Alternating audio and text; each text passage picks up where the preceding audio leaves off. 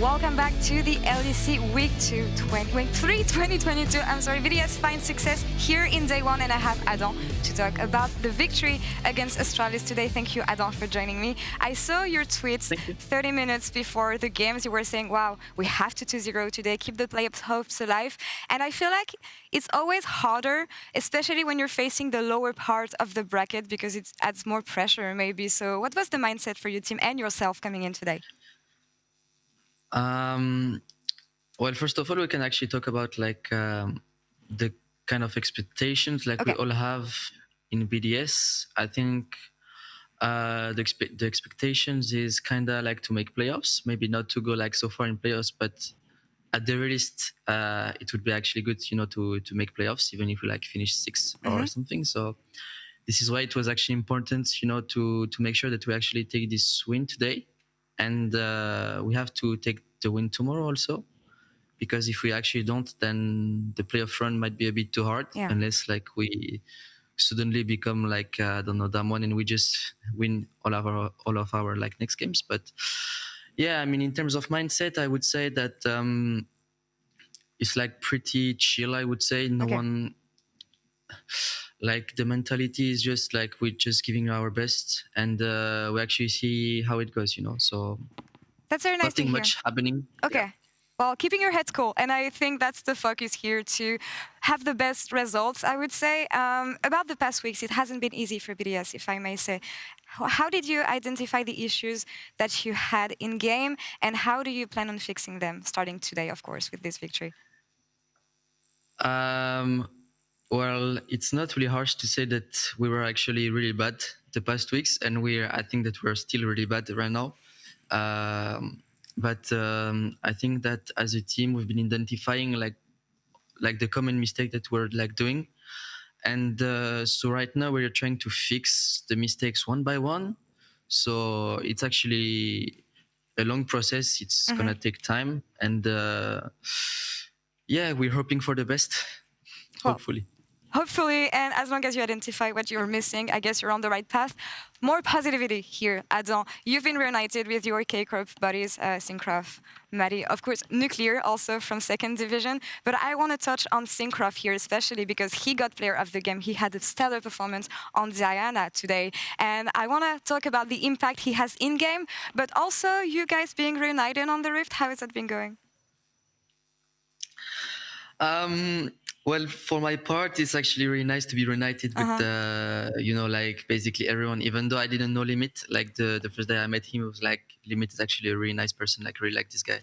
He's actually the team captain, Dino or Limit. We call him Dino because he's the guy's a bit big, But it was actually really nice to be reunited with them. And Syncroft, I mean, it's not like it was in K-Corp, I would say, because the difference in level between ERL and LEC is not the same. To be able to lead a game like Syncroft was doing in K-Corp, and now being able to lead a game in LEC is complete different stuff, yeah.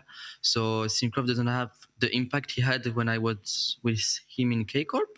So right now, I would say that no one's really leading the vocal. Just everyone's trying to stick themselves in the same game plan. So we're just trying to all be disciplined, and I hope so. By the time a captain will grow and lead the entire game. I see. It takes time to find the right synergy, especially for a new team. Yes. But for now, Adam, thank you so much for the interview. Congrats on taking down Astralis today. We'll see you tomorrow against SK Gaming. And they are coming right next. We'll be playing against Mad Lion.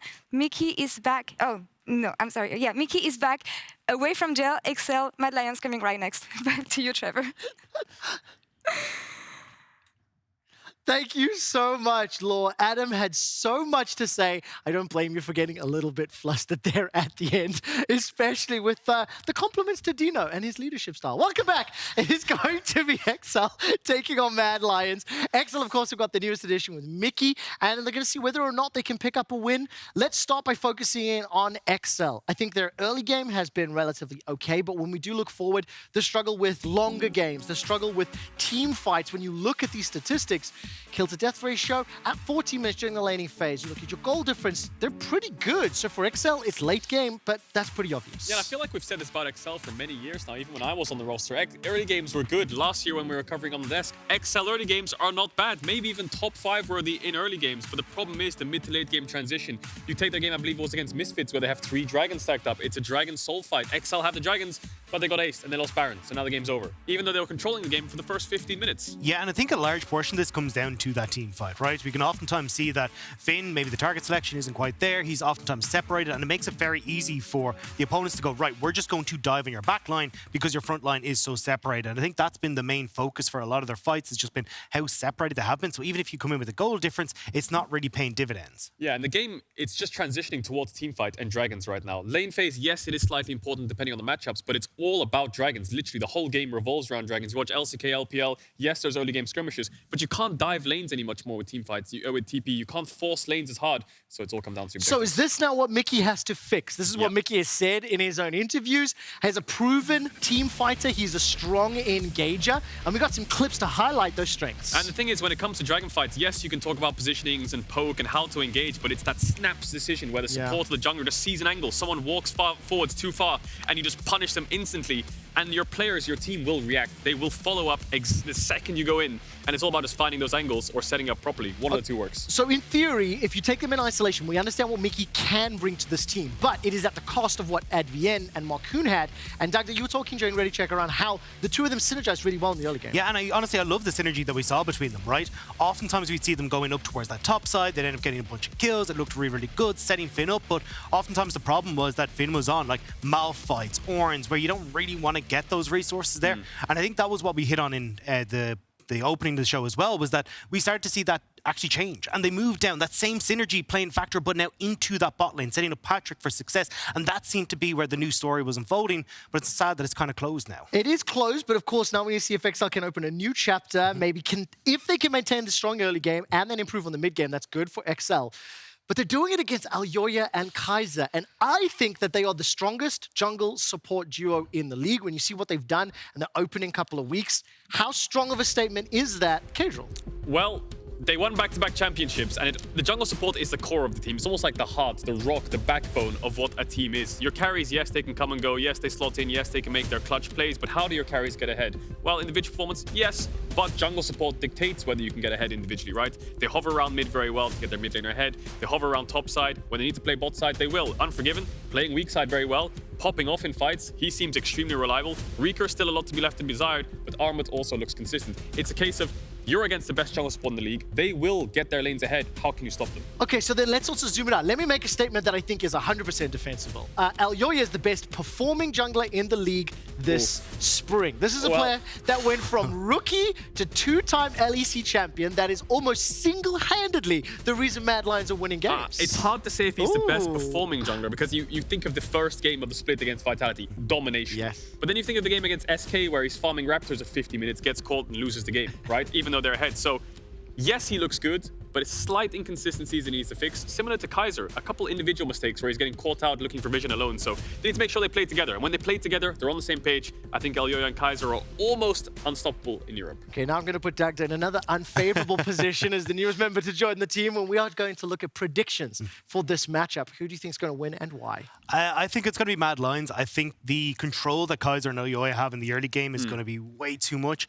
And even if you have Mikyx coming in, maybe we see a different plan where you actually get that attention from Excel down towards the bottom side of the map. But it still feels like trying to keep Kaiser and Elyoya under control is such a massive task to undertake. Yeah, I have to agree. I think Mad Lions are going to take this game. I think if Excel are going to win, it's going to come through bot lane, Patrik and Mikyx. To me now, this looks like such a nice bot lane, so well-rounded that can carry a team. Well, let's talk a little bit about side selection, as I do hear we're just moments away from getting the draft started. Excel had side selection. They picked blue side. Yeah. Do you anticipate any changes here? I mean, we talked a lot about the impact of the bottom lane. We talked about the supports in particular as well. Yeah, I think draft will decide a lot. I mean, for example, for Excel, you can play for top. Finn is a great carry top player. We've seen Irelia and things like this.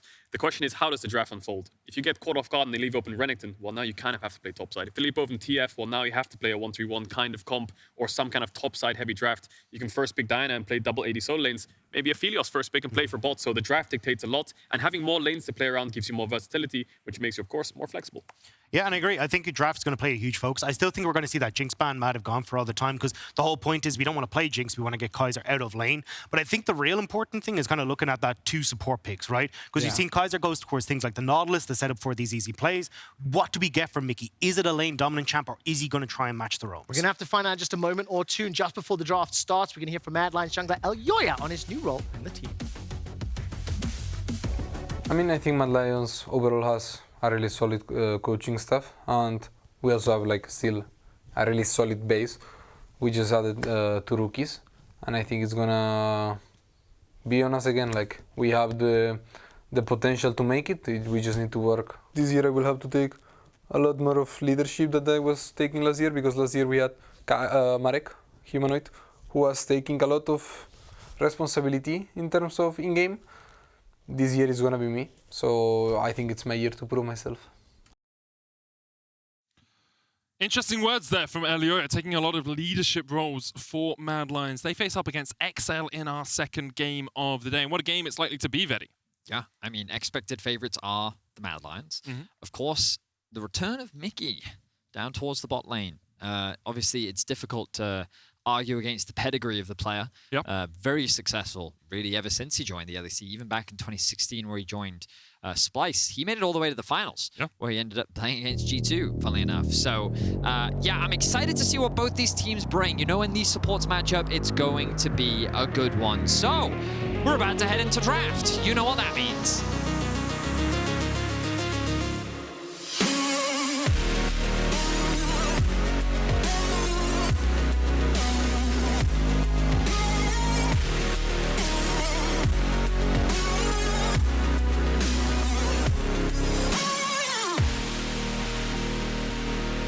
What does it mean, Vedi? It means that there's a funky music section. This is actually very funky music. Yeah. Ooh. Vibing. We are waiting for the bands coming through. Excel first. I'm not good at ad-libbing, so I'm not gonna try. Spinning. Yeah. Whoa. Jace, right. Can I just say, one of the things, like, backstage we talk about the cast a little bit, and Vedi was like, Medic, I think you were a bit too loose that last game. I think you were making too many jokes. Yeah, but the music got me in the vibe. You know what I mean? The music Jace, got me in the vibe. Jace banned away from Armut, no real surprises there. Corki removed by the Mad Lions, another mid laner we're seeing banned quite often. Mad Lions have had a lot of success when they've gone towards the Diana Yasuo mid lane jungle combination. Reeker on other picks hasn't been as impactful, but has still had a couple of good performances. I would say that, like, Reeker is solid, right? Yeah. Like, he isn't humanoid. And I don't think that's unfair, because I think many would put humanoid right now if, like, you could argue he's the best. He was the best in 2021. He's continuing that level of play. Right now he is definitely at that level of play. So to expect Reeker to just come in and be that level is obviously unrealistic. But I think that what he's bringing to the team is, like, at a good level. Yeah. So the question is, let's see what he's being set up for in this game. Because I think last week, we didn't actually see the same level of early games that we typically see from Mad Lions. I felt like that we saw less roaming from Kaiser. He was actually playing Zillion one game where we just didn't see his impact on the map as we typically do when he's on these roaming supports. So I'm curious as to whether they will go back to that. Will they focus a little bit more on having that very reliable jungle support combo and roaming, and what will Mikyx do? Because right now we're getting ourselves a Senna. Of course, she was buffed on patch 12.2, so will we see her in the AD carry position, perhaps playing that fasting Senna role, which we'll talk a little bit more about in the game once we see the rest of the draft. But yeah, I'm really excited to see this. That buff was pretty significant. Yeah, of course, the buff, really, she used to use Glacial Augment a lot of the time as her rune of choice. But then when they changed Glacial Augment, she could no longer proc it. So now they've added a slow to her Q to add some of that utility back into her kit. And of course, she scales incredibly well as the game goes on, because she builds up Absolution stacks. Elyoya will be going back, reverting to his tried and true Lee Sin here in the jungle for Mad Lions. A jungler with a lot of agency, can do a lot, both in the early game and in later game teamfights. So the last time we played it was that match against Astralis last week, where he actually did die quite a few times in the early game. It was a bit of a messy game, but they did end up pulling through thanks to some very good team fighting from the squad. And Excel, very clear game plan from them, getting themselves a very aggressive early game jungler to match up with the Lee Sin in the form of the Zhao, and already going for a blind Gwen for Finn, setting him up to be that carry top laner that he has historically always been known to be. This is his first Gwen of the split and also his 6th unique champion. Wow. So continuing to be flexible up towards that top side of the map. And please do it, please. Yes, we're getting an Akali top lane. You know that means that we're getting Chem Tank Akali in the top lane as well, Medic. Even after the nerfs, I still think the Chem Tank is still very powerful on the champion. Of course, you can run Riftmaker as well, a perfectly adequate alternative, but Akali, really good matchup into the ground. We'll talk more about that when we get into the game because I am a massive Akali fan. And it's also the first time we have ever seen Armut in his professional career play the Akali top lane. That is he true. does lock this in, so that's a big choice to put him on this, puts him in a carry position for the team as well, and definitely has walked away from the Wukong Na master that we knew him of in 2021. I think that's fair to say. You know, when we think of Armut, his champion pool is something that's been heavily criticized. Yeah. But even though they were able to find success last year, he was still pointed at as being a potential weakness. Perhaps coming into this year, this is something he wants to change, having that more diverse champion pool up towards the top lane that Mad Lions can pour from. Perhaps this Akali will be the beginning of that. We shall wait and see, as mid laners are now going to be removed from the side of Mad Lions, which makes a lot of sense. Meanwhile, this AD carry pool is going to be a little bit more limited from XL. Removing the Jinx, wouldn't be surprised to see something like a potential Ezreal removed, maybe even the Jhin as well. A lot of Caitlyn, of course, is gone, and the Aphelios, the only other one that I did not mention. Still, obviously, as I just mentioned, quite a few good options still up and available, but two of the very strong scaling AD carries you'll often see paired along with Viktor that provide that good team fighting later on have been taken off the board. And instead, Mad Lions will decide Unforgiven will be given his Varus here. First time he's played that this season, 4th different champion, of course, that he has brought out. Have seen some lethality. Varus can do a lot of damage with that W-enhanced piercing arrow, but also has the possibility of attack speed. Not the most popular build these days, but can still build on hit Varus and can do a lot of work when it comes to later game team fights. Excel, though, were playing with my heart a little bit, and it is going to be a Veigar locked in for XL.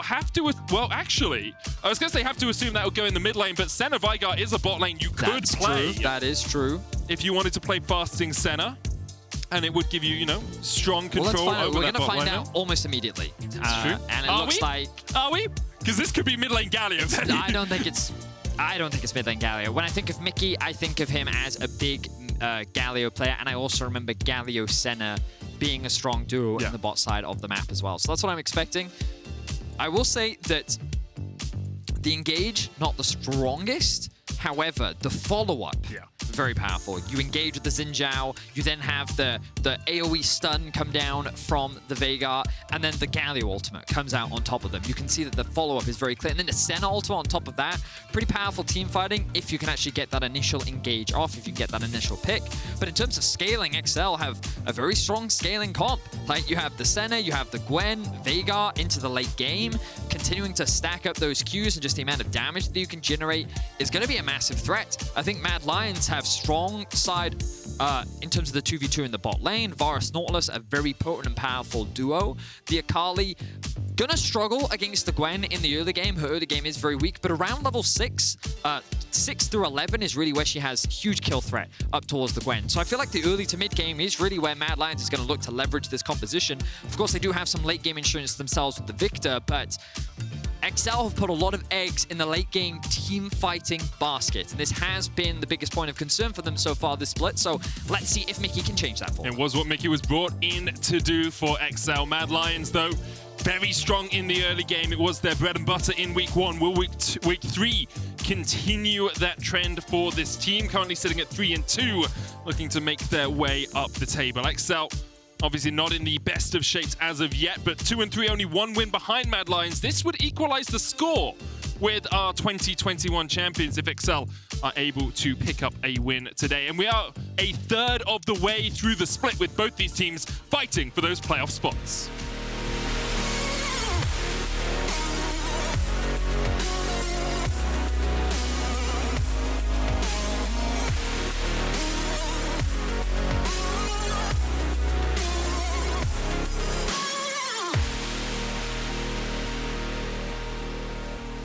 So we've got a lot in this game, Eric. Where would you like to start? Because there's a lot of interesting things to talk about. I mean, so the thing is, you tend to have more knowledge about the things than I do. There are certain matchups, like if it's a Rakan in the game or some bot lane matchups, I can, you know, provide more knowledge. But I actually think it's better to say, hey, Vedi, we've got a lot going on in this game.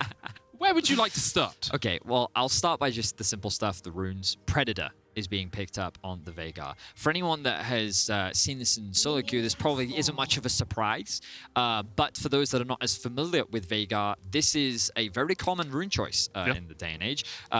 He is a speedy boy, prioritizing the boots. And the biggest thing about it is it allows you to very easily land that stun because of the additional movement speed that you have towards running enemies. So it can be quite deadly, quite effective, and also his roams become scarily effective as well. Now, we have to draw attention to this delayed invade from Mad Lions. W will come out. There's the root. Looking for the taunt from Mikyx, but the damage on the Mikyx is so big. Heal, Ignite won't take him out. Markoon forced away as well. Red buff still at 900 HP. Elyoya has his smite in hand and will be able to secure it. First buff stolen away by Mad Lions. Okay, so the delayed invade was very effective from Mad. They recognized that they had a much stronger level 1 with Lee Sin, with Nautilus, and with the Varus to boot.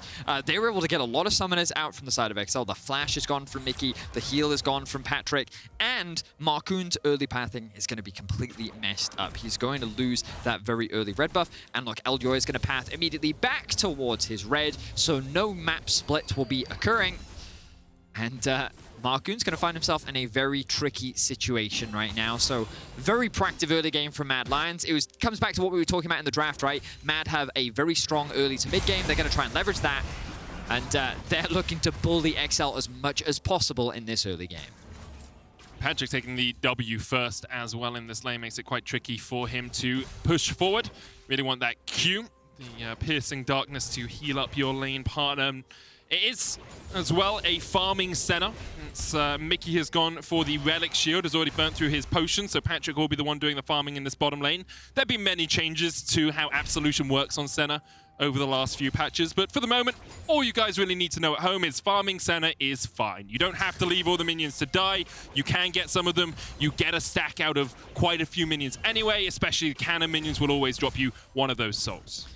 So Patrik just going to be playing the traditional AD carry. Now, there was, of course, that early game action. I'm having a look once again at the minimap. You'll notice Reeker currently underneath his tower. Has to expend a lot of his mana, but that shouldn't be a problem. Kaiser actually setting up the Scuttle Crab here for Elyoya. Going to remove that shield for him. Lee Sin doesn't have the ability to remove that shield, so Kaiser offering that. Nice guy of him. Could look for a hook. Ooh, nice sidestep there from Mikyx. Going to avoid that one. And so far, this early game going well for Mad. Not resulted in a huge CS advantage, but overall, very solid stuff. I mean, Mad. the jungle is where the advantage is really coming. You can see Elyoya already at 24 CS, now goes up to 28 with the taking of that Scuttle Crab. Markoon on the wrong side of the map as well. And we'll have to reset, go up towards his top side if he wants to get a Scuttle Crab of his own. You can see the pings coming out, and Nukeduck's going to use this time while Markoon runs back onto the Rift to back. Maybe TP back to lane here, although the wave isn't in the easiest state. And as I say that, he will immediately do that to make sure that Reeker can't just hold this one outside of his tower And range. have a look at that. Boots and Tyr already picked up. He immediately procs the Predator just so that he can get back. And this is what I was talking about. That stun, so much easier to land as well. We'll be able to get a bit of poke off as we see another gank. X-Flash, Mikyx caught out, no flash on the Galio. Justice Punch will get the knockup. Mikyx still surviving. Piercing Darkness will not be enough to keep him alive. Elyoya locked under the tower for a second, but Mad Lions on the board. Overall, well executed from the Mad Lions. Elyoya, his pathing was clean. He went red Raptors, his red, into his bot side camps, into a gank. Level 4, easily set up. This stacked wave is now going to mean that Mikyx's going to lose a lot of experience. The good news is Patrik stays alive, but they wanted the target that did not have flash. They get the exhaust out from him. And the only good news for XL is that Markoon can get a couple of his jungle camps back.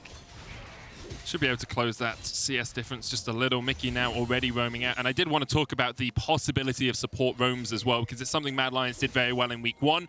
Didn't enact so much in week 2 because they were playing a lot of Jinx, but here the Varus very good at just farming by himself from range if needs be. It unleashes Kaiser on the map once again, and that Kaiser-Elyoya combination is one that has been so deadly for Mad in the early game. Certainly has. Ooh, he did sweep. He should have spotted that. Yeah, he did ping it, but he doesn't care right now. His focus is on the top side of the map.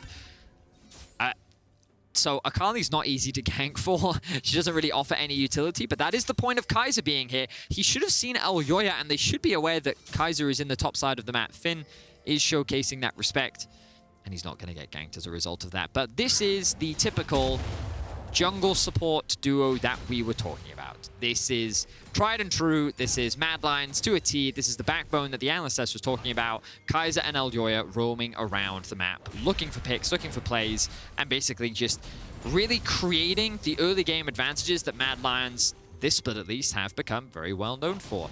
With the departure of Humanoid and Kazi, question marks surrounded whether or not this team would still be good, but thanks to these two in particular, this team still pose a massive threat here in the LEC. Becomes very difficult for Mikyx just coming onto this team to keep eyes on Kaiser. Of course, they've met many times in the past. Mikyx having only the short break between last year and week 2 of the LEC to watch from the sidelines. But Mad Lions already out to a 1,000 gold lead here, Vedius. In a strong position to start us off. Nukeduck, though, stacking up 35 stacks on the phenomenal evil something, I think it... Oh, mate. Veigar passive. How do I not know the name of this? It's so obvious as Elyoya looks for a gank down towards the bottom lane. Hook onto a minion. Mikyx was ready with the Justice Punch. So mainly just a bit of trading back and forth for the time being. A lot of farming. Could we have a quick look and have a Veigar stack check, I please? literally just said this. What did you? This is what I Vedi. Come on, Vedi. You gotta listen. I missed it. You gotta listen I missed to me. it. I was looking at the map. Okay, man. he's at 38 stats. He's at 38. He was What at 35 when I said. He was at 35. Yeah, so he Okay, gained 3 okay, stacks that's in good. that I'm glad you did that because I was focused on the map. You know when I said I mean? couldn't remember his passive name? Yeah. That's because I just said how many stacks he had, and I was like, I can't remember phenomenal evil you know, power. Man, you just talk so much. Yeah, golf commentary is where we should go again. Nukeduck. You know, it's just I was kind of, you know, Yeah, I was focusing. I'm just teasing you, man. I'm just teasing you. you. Know, it's just. You know, it's important for people at home to understand, you know, that sometimes you just kind of have to Zone drown out your partner out. Yeah, 100%. You know, it's like peace of mind almost. Yeah. You know, I have to listen to you so much, like so much. Too much, let's be honest. But hey, we're here now. Yeah, you know? yeah. Let's We're go here back now. into the game. Happy to be here with you, Medic, as always. Overjoyed.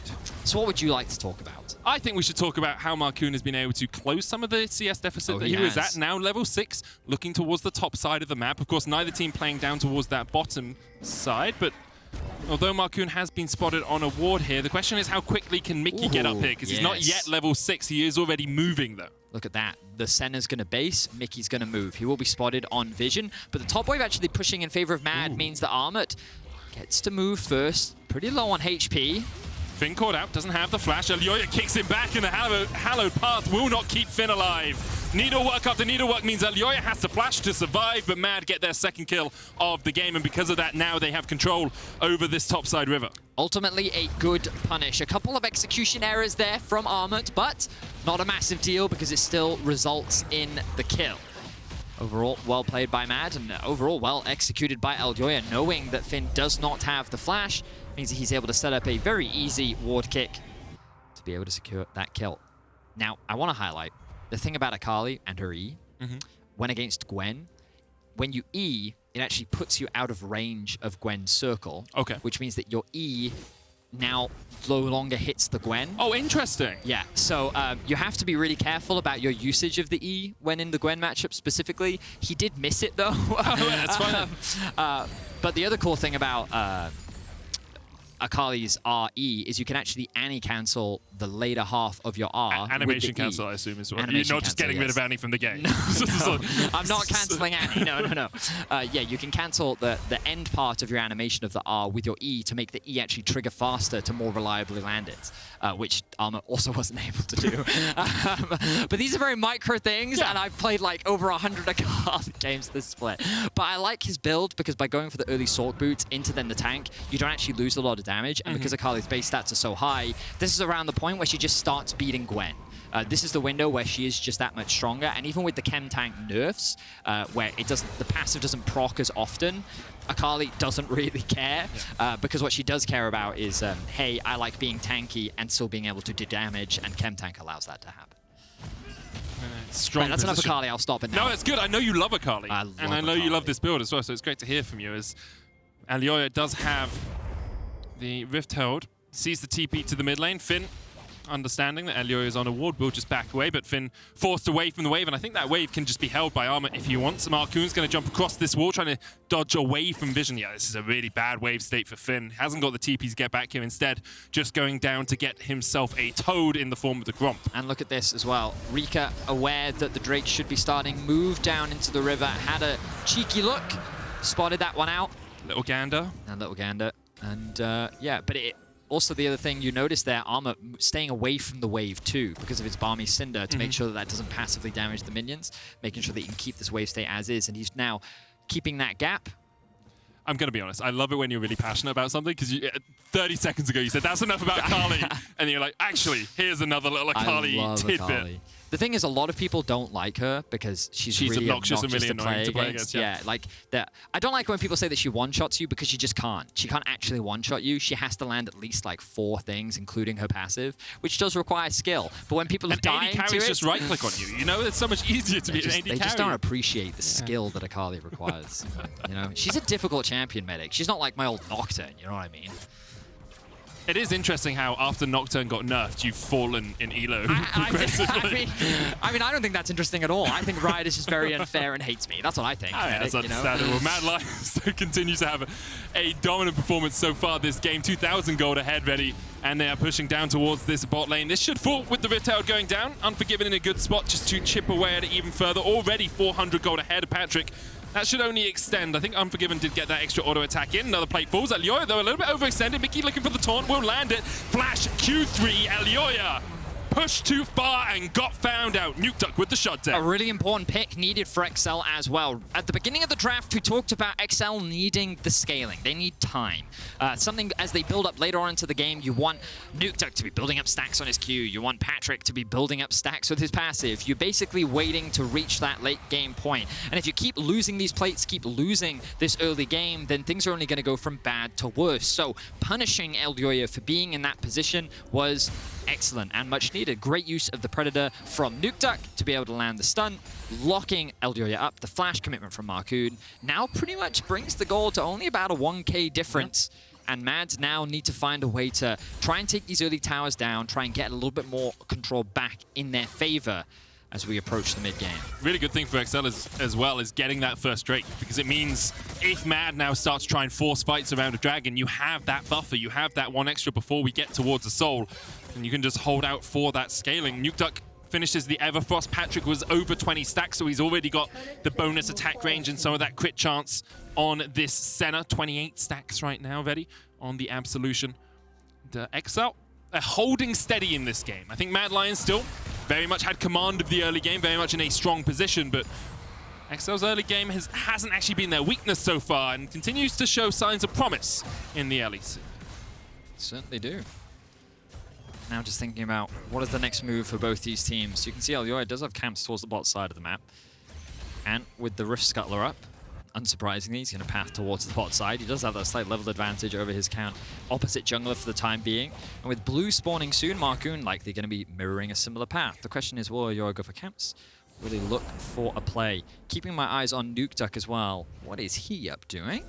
Looks like that he's just hovering around his blue buff for the time being. Does have the completed Everfrost.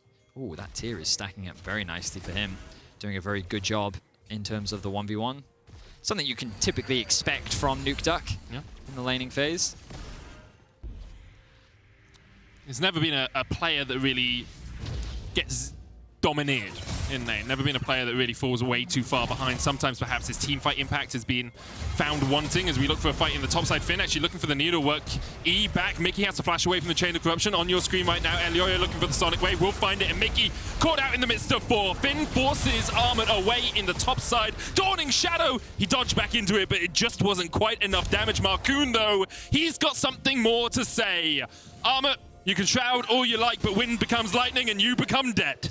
Wow, so a lot of action happening across the board. Mad attack bot, whereas Finn just straight up outplays Armut in the 1v1 top lane. Beautifully executed by him, just being able to consistently land that Q spam, chipped away at Armut's HP bar, and he really wasn't able to trade back. So along with the jungle support, They end up getting a kill in top. Now, the good news for Mad, though, is that they were able to secure that first tower of the game. They extend the gold lead once again, but Excel should be able to trade this back on the top side of the map. Armut is still dead. He doesn't have the TP available. Excel will convert this into a Herald and a tower. But let's have a look back. Which replay we're going to get? So you can see how Finn actually just kind of keeping out of range, trying to harass him as much as possible. Props the Riftmaker here. I missed the E. Well, he lands it onto the minion there as well. So he kind of uses, and again he misses Q. Finn staying just outside of the range of that, and Armut just getting completely outplayed in the 1v1. Then he uses his E the wrong way, ends up almost losing his life, and then of course Markoon comes in to finish off the kill. Good use of the sweeper as well, because you can still spot out where the Akali is in her shroud, and is able to get that kill. So big blunder there from Armut in the 1v1, but flawlessly played from Finn, really showcasing his understanding of the matchup and getting the better. I want to give you credit as well, Vedi. There's the small interactions in that play that I would not have noticed if you hadn't highlighted them to me before. So great knowledge of the matchup. Obviously, Akali being your main for the moment only definitely Akali, helped. that's the Yeah, but like, you know, credit where credit's due. There was some really cool intricacies there that definitely helped shift the matchup into Finn's favor. And you can see Armut perhaps struggling. He missed a lot as well. Yeah, he did miss a lot, but struggling is the word we'll use for this expansion of his champion pool.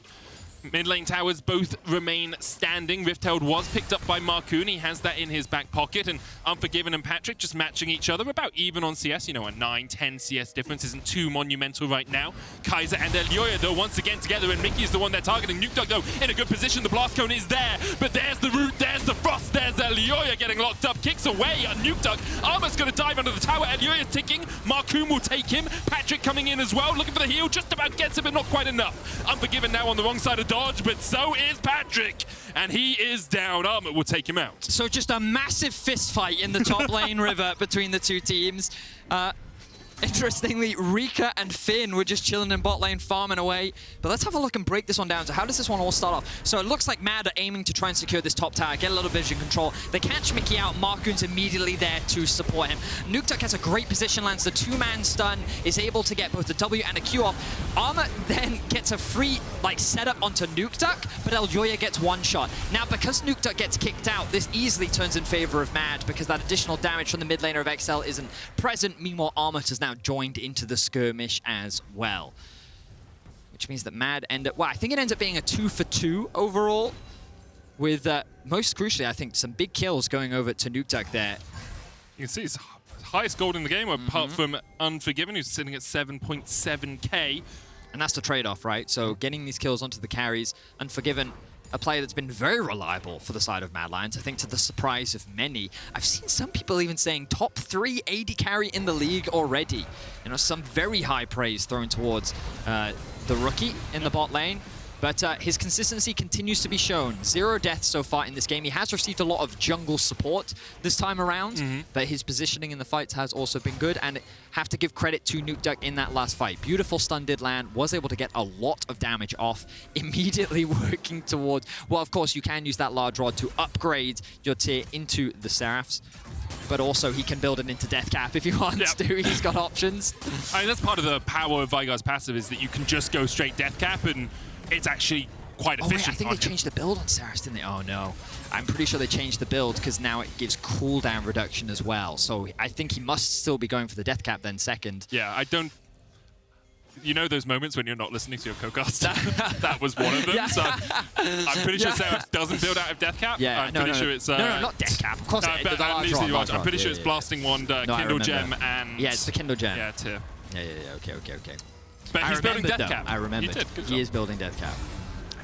Which is like typically you don't normally see, but mainly because usually you don't have enough AP by this point. you only really get value out of Death Cap because it's such an expensive item. It's that passive, right, which gives so much additional ability power on top of. In any case, enough about the itemization. Let's have a look at the map right now, because you can see that Mad are catching these sideways, which gives a very easy window for Excel to use his Herald onto the mid-tier 1 to be able to open up the map a little bit more. The TP flank is coming through, but double Excel TP see though. it. This is really bad for Armut. Another TP coming in from Reeker as he looks to join the fight, but Finn can just lock out Armut. Elyoya dived in, was taunted, gonna get rooted up as well with the last embrace. Finn able to survive, and Mad Lions invested 2 summoners and got nothing out of it. Okay, So, well, I think it ends got up one being, TP. yeah, double TP in favor of one TP. Nukeduck still has his, which means that they could leverage that in the side lane later on. But the most important thing here for XL is they've stabilized. We're now at the 20-minute mark. They only find themselves at about a 1k gold deficit. They're even in Drakes, which is great because that means that they can afford to give this next Drake up if they want to. They're cool. And I think XL right now are in a very comfortable position. Counter hex gates. Ooh. Who's gating? Who's hexing? Elyoya and Armut are on vision. They are on vision. Mickey can just step up and face tank this. Oh, that was such a bait, but XL. Don't invest. Kaiser's coming. Here's the oracles. Elyoya and Armut, egg on their face. Smashed right into their foreheads as they realized they were on vision that entire time. Didn't cost them too much, of course. Did give Nukeduck time to push out the top wave. How scary is that too? They looked at Mickey, saw a potential pick, and then realized, oh, that was a trap all along. They didn't end up taking the bait though. So we're approaching now that mid-game state. The dragon is now up, and based on the map state, it looks like XL are not going to try and contest it, which I think is very fine. You still see the scaling component of XL's comp still ramping up. Patrik still looking to stack up his own tier item.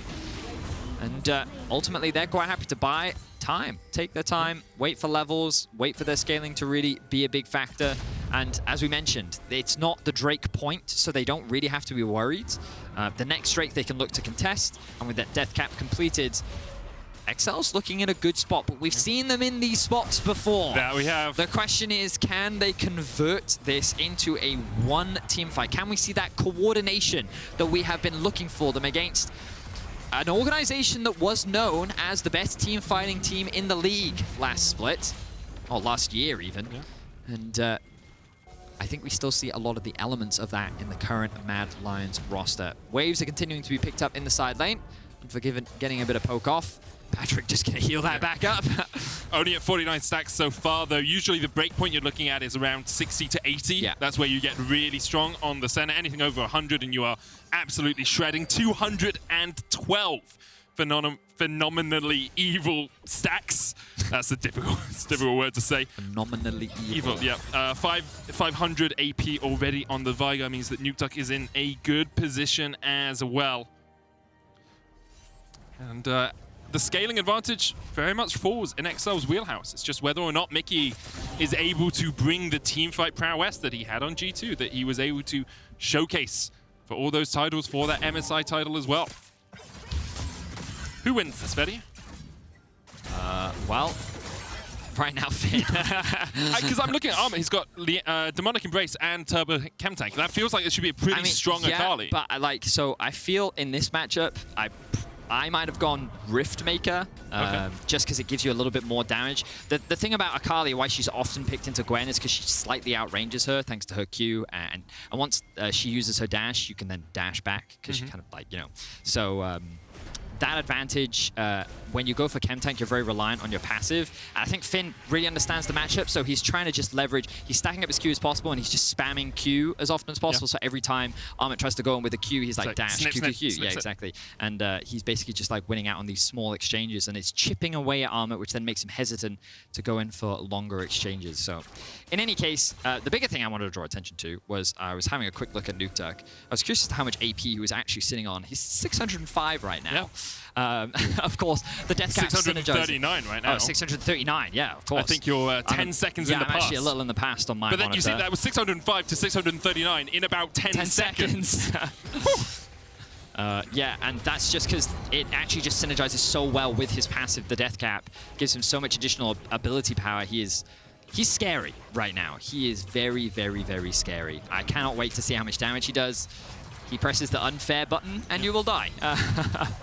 So I know that Mad Lions are going to respect that. Right now, vision being set up in the river around the Baron as we see reset. So the game is definitely slowed down. XL definitely prefer this. We've already talked extensively about the scaling element, and it's all going to come down to the execution of these fights. We talked about XL's team fight execution with like a lot of the follow-up that they have. Markoon goes in, you then have the follow-up from the Galio ultimate, you then have Patrik's ultimate to offer even more assistance. And then you have Nukeduck's Cage to offer even more value if you want. Meanwhile, Finn's just going to be dishing out damage to whichever target he can get on top of. it's definitely going to be difficult for Mad to be able to play around these team fights as they don't have the same amount of utility and not the same sort of execution. But we'll have to wait and see. They're still in a great spot. They have a lot of good items themselves. Unforgiven, level 13, 3 items finished for him. Gonna be feeling very strong. TP's coming in, Elyoya able to dodge away, safeguards out of the event horizon, and Finn now will use this time up towards the top lane. TP, base, sorry, coming out from Reeker will get him to safety. Dawning Shadow actually going to stop the recall, and immediately he TP's out of it. That's a great Dawning Shadow from Patrik to find his mark. XL say, okay, you TP away. We're going to start the Baron straight away. I like this a lot. XL forcing this and forcing Mad to come to them when that TP comes through. Look at Finn on the flank as well. Kaiser, Reeker, Unforgiven, TP from Armut. Mad Lions want to join the fight. Event Horizon doesn't find its man. Markoon already so low. The hook connects, and Markoon, he's down. Unforgiven goes on a killing spree and now tries to dive onto the backline, but is locked up. Armut jumps in, Finn coming in as well. 2 for 0 so far in favor of Mad, but the needle work from Finn is going to do so much work in this fight. He's kicked away. 1 for 2 in favor of Mad. They will be able to back away. So the idea was good from XL, but there was an element of hesitation there. Finn was just sitting on the flank. Markoon wasn't able to find an engage. He had his flash up, he had everything ready, but they didn't end up pulling the trigger. And so Mad just waited for the Baron to actually do most of the work onto Markoon, with Unforgiven then finishing the job off. Mad were just patient. They used their TP well. XL are going to do this again. Are they just clearing the woods? I think, oh no, they're actually starting this one off. And they've got the gates. They've got the gates, Vedi. Close them up. Close the gates. XL say as they're going to rush through them. And Mad Lions now have to try and answer. Yes, it's not that fast, but get excited, Vedi. XL are going for the Baron. They're making a decisive call in the mid-game. Risky, you say. Elyoya jumps into the fray. Still has the flash, has the smite, and perhaps can find a way into this fight. Sonic Wave. Elyoya in. Elyoya out. It's stolen by Mad Lions. And we talked about it being risky. They went for the flip. They saw a window where they could actually get themselves the Baron while Mad were on the Drake, but they left it down to a 50-50, and Elyoya was able to come in and steal the objective away. Now, Mad have themselves a Baron buff. And Mad just, from XL starting a Baron initially, Mad win the fight, they get mid-tower, they get the dragon, and then they come back, and they are just given this Drake. XL flipped it, as you say, Vedi. So you can see Nukeduck tries to use the Event Horizon to zone him away. Oh, 8-9-3. That's actually crazy that he was able to secure that. They tried to keep him out of the fight. In the mid-top lane, the minions were attacking each other, Vedi. They certainly were. They're often overlooked, Vedius. Unforgiven, though, takes a lot of damage. That he does. Depth charge coming out will lock Markoon up. Elyoya on the flank has a position to go in here. Event Horizon, oh, he's just dodging in and out of the range of that. And that's the thing with Veigar. You don't have the longest range. If you can get the Event Horizon down, you can one-shot someone. But against players of this caliber, it's hard to lock them down. Certainly is. The good news for XL is that Veigar can buy a lot of time when it comes to sieging, thanks to that Event Horizon. If you overstep, that ability to land that stun, get a pick, could buy XL some more time, but it's one of those situations where that decisiveness is still a debate from the side of XL. I like the Baron call in the idea. The window with which they did it also makes sense. It just came down to the execution, taking that flip, allowing... I mean, I don't... They obviously didn't want Elyoya to get into the pit, but Lee Sin doesn't always make that easy for you. The position of the Event Horizon was also very good, but Lee has a way of just getting into the pit, and yeah, it's a really unfortunate situation for XL. If they secure the Baron, it still would have been a risky play, but it would have bought them enough time to really leverage their scaling comp.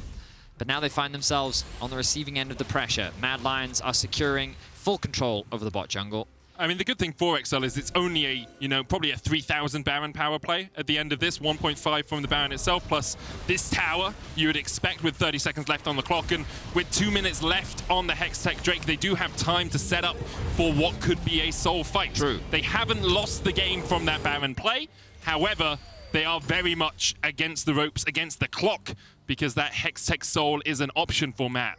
That's very true. Ultimately, XL have not lost the game yet. They still have that scaling element. And you're correct. That fight is going to be really important around the Drake. 70 stacks on Patrik now. I think we were sitting at over 200 quite easily on Nukeduck as well. So have a quick look. Probably sitting up near the 700, 800 AP mark. Well, he's right now at 791, but I'm also 10 seconds behind. So, so yes, I was 1 AP short. But that's a lot of ability power for those unfamiliar. And the thing with... Oh, hang on. You're just back in the bush and then you just turn to your right and you're like, oh. Okay, cool. Okay, cool. Yeah, great. Do you wanna? We just happy to walk away. Okay, cool. TP. TP's coming out from both sides. Event Horizon onto Kaiser. Mikyx looking for a possible engage. Elyoya only lands the Sonic Wave onto the Galio. Armut has a good flank here. Level 17 on the Akali. 2.5 items, 3 items already finished. Shadow Flame also sitting in his inventory. Mad Lions.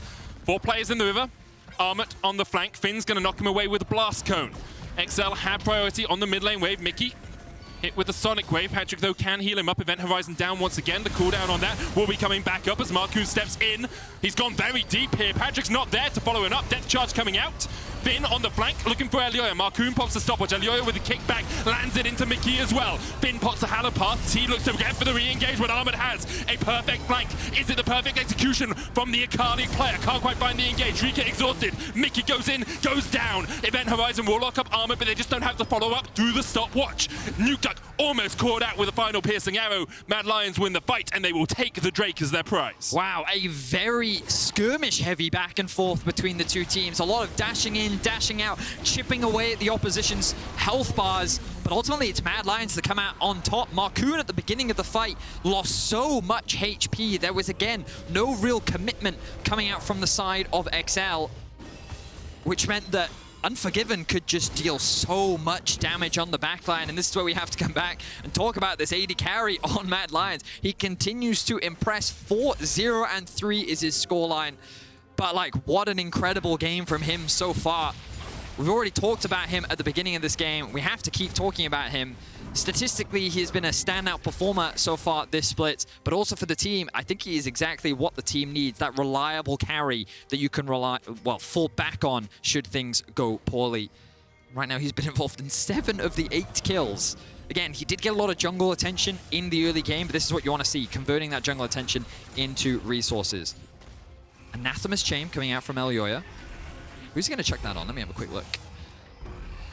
Should be able to expect Nukeduck is the probable target for it.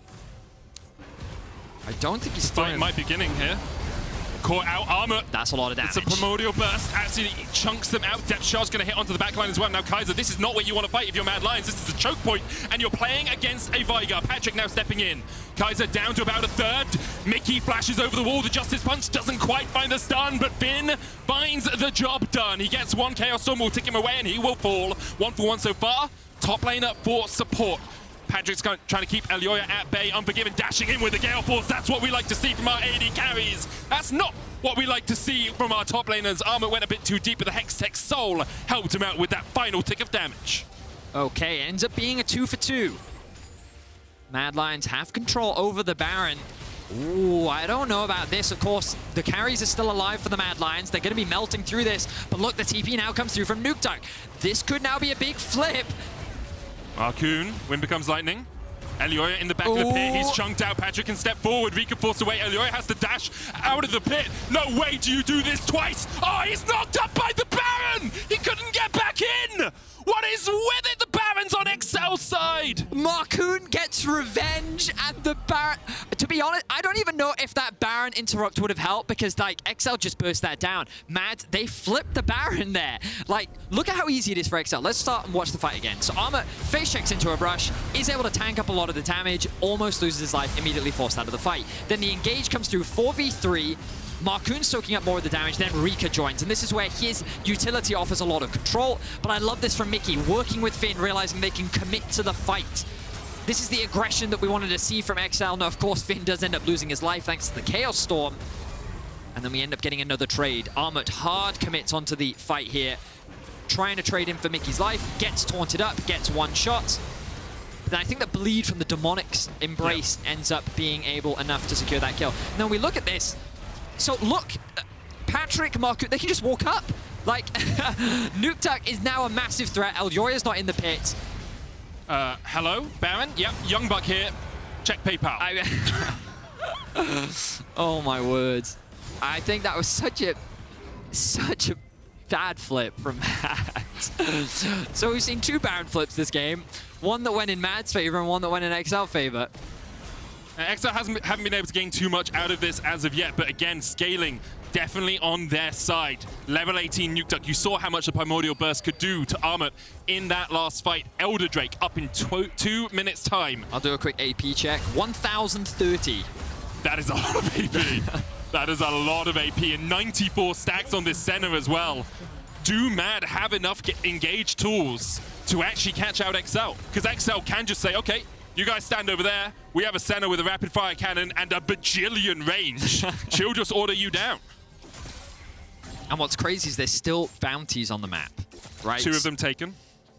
They got their Baron and they just got a tower bounty. Exactly, So yeah, exactly. continues to go through. And the fact that the carries for Excel are already this strong and there's still more excess gold to just be grabbed on the map.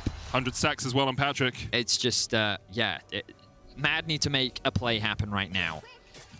And it's the second time we've seen Mad be in this sort of late game situation. You have to remember the SK game, where it was back and forth, and we are only 36 minutes in, but this is well and truly late game. You know, we're on second Baron, we're on an Elder.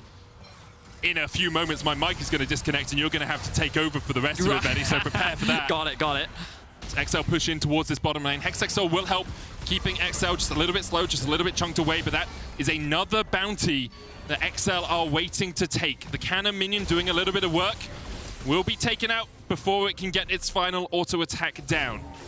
XL just want control over this side of the jungle with the Elder Drake up with 2 flips so far in this game. We're looking for 3. It's the D3 who will come out on top for the what could be the final flip of the matchup. 4,000 gold, a tiny gap between these 2 teams. No longer the chasm it was earlier with Mad having Soul. Tons of gold lead. The Baron. XL have been able to fight back, and we did question their mid-game decision-making, their mid-game fighting. It seems to have gotten stronger in only the week that Mikyx has joined. Of course, Mad Lions haven't made the best decisions either, and XL have jumped on that, but you got to take the opportunities where you can, Betty. Elyoya steps in. Darkness currently for Mad Lions. Armut on the flank. He knows he is safe on that control ward. Walks in. Finn's going to clear out the mid lane wave. Event Horizon going down, and Armut is on a flank. They know he's on the Clears flank. up the ward. Kaiser stepping forward. Lands the hook. Markoon down a little bit, and Markoon actually jumping in. Might be the death knell for him. Crescent Guard coming out. He's already down to 2/3 HP, and now Finn is on the counter flank, but there's a control ward there that he will have to clear out. Elder Drake started. Mad Lions trying to hold XL at arm's length. Armut jumps across the wall. In a good position to assassinate someone. Hextech gate by Finn. He's going to get onto the back line. Armut tries to get in. Nukeduck pulls a stopwatch. Reeker stepping forward. The Chaos Storm, and Armut finds the shutdown. His laning wasn't perfect, but that was a perfect execution of a flank and the perfect execution of XL by Mad Lions. Only Patrik survives. He gets 1, but he cannot get out alive. And just like that, XL are wiped off the map. Only Kaiser dies in exchange for the entire XL roster. And it was Armut finding a pick onto Nukeduck. That huge mid lane threat, that burst that we were waiting to see never comes out, as the execution from the top lane assassin was enough to end his life. In-game, of course, in-game. In-game, probably to end the game as well. 10 seconds on Mikyx, now down to 5, but what can a Galio do even if he is alive against the rampaging, the roaring Mad Lions?